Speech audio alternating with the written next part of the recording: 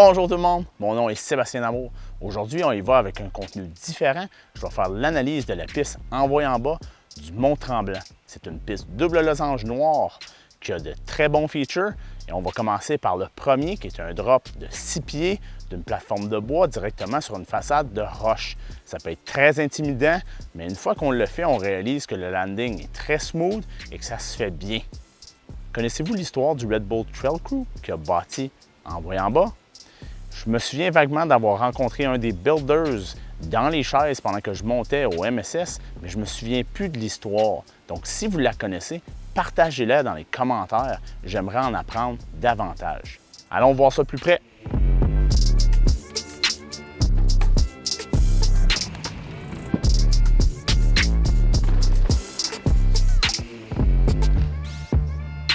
Pour le wall ride qui est à la droite de votre écran ici, on va avoir trois options. On va avoir la ligne facile qui est de lifter au complet, de passer en bas.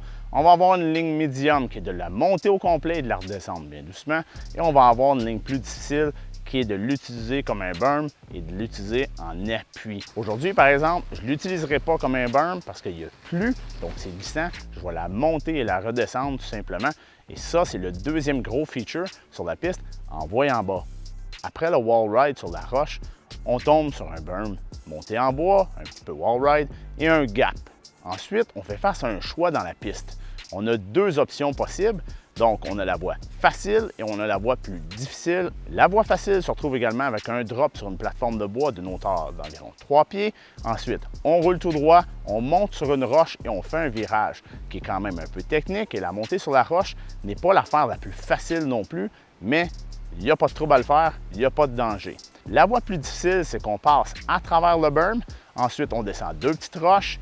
Après avoir descendu la deuxième roche, on s'en va sur un drop qui est bâti en descente sur une plateforme de bois.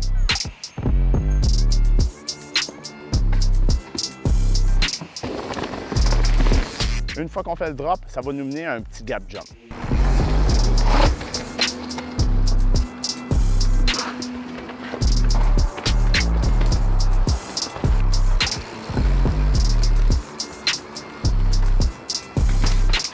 Le dernier feature qu'on va regarder dans la Envoyé en bas, c'est le dernier feature de la piste.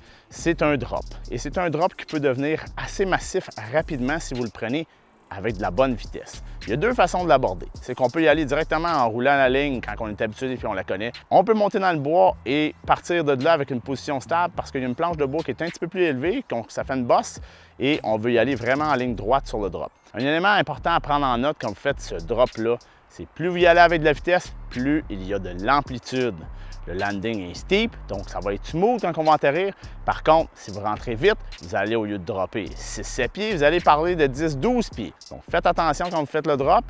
Si vous voulez vous aventurer dans ces drops-là, assurez-vous que vous avez les compétences et les skills pour le faire parce que je veux vous voir vous amuser dans les sentiers.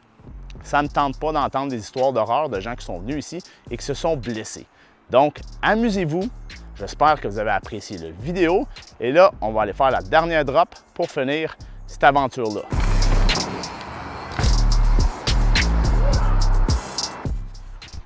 Et voilà ce qui conclut notre analyse de la piste Envoyé en bas, communément appelée la Red Bull au Mont-Tremblant. Si vous avez aimé le contenu, likez, partagez, abonnez-vous à la chaîne. Laissez-le moi savoir dans les commentaires. Je prends le temps de vous lire et de vous répondre. Mes interactions avec vous, autant sur YouTube qu'en personne, sont tout le temps valorisantes et intéressantes. J'apprécie votre feedback. Sur ce, la saison tire à sa fin. J'aimerais vous souhaiter une bonne fin de saison. Il y a encore du beau et du bon bike à faire. Amusez-vous. Cheers!